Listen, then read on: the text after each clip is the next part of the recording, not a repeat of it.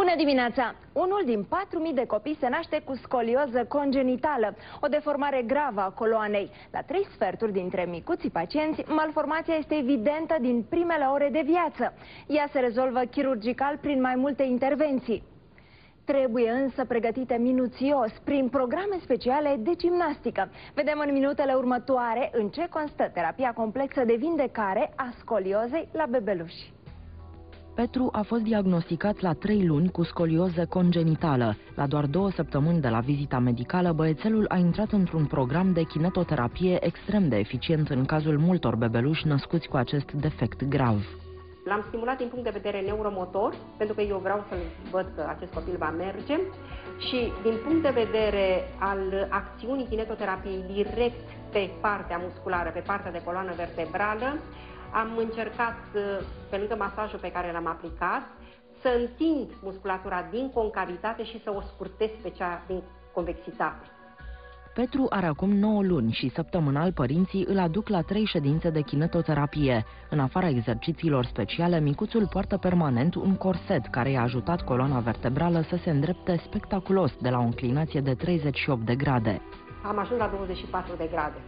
Am ajuns la 24 de grade cu multă muncă, cu multe lacrimi. Există însă mulți copii care se nasc cu o deformație a coloanei de peste 40 de grade. În cazul lor se impune operația, care se face neapărat după vârsta de 1 an. Profesorul dr. Mihai Jianu de la Spitalul Grigore Alexandrescu din București are în portofoliu peste 13.000 de astfel de intervenții. Operația se impune în jurul vârstei de 3-4 ani, în caz că îți forțează mâna aspectul estetic, mai puțin aspectul estetic, aspectul radiologic și starea funcțională, că de foarte multe ori pot apare tulburări neurologice care, din cauza că măduva e comprimată. Din păcate, există cazuri când coloana se vindecă după mai multe intervenții, care se fac până la încheierea procesului de creștere. Chirurgii pledează și ei pentru respectarea programelor de kinetoterapie atât înainte cât și după operații.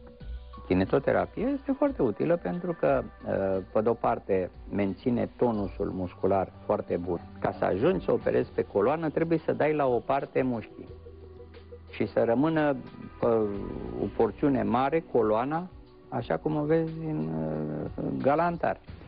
Când o coși la loc mușchiul se prinde repede, în 2-3 săptămâni, dar tonusul lui muscular se prinde în luni de zile. În plus, kinetoterapeuții sunt de părere că pacienții operați de scolioză în copilărie trebuie să respecte exerciții speciale de mișcare chiar și după încheierea procesului de creștere.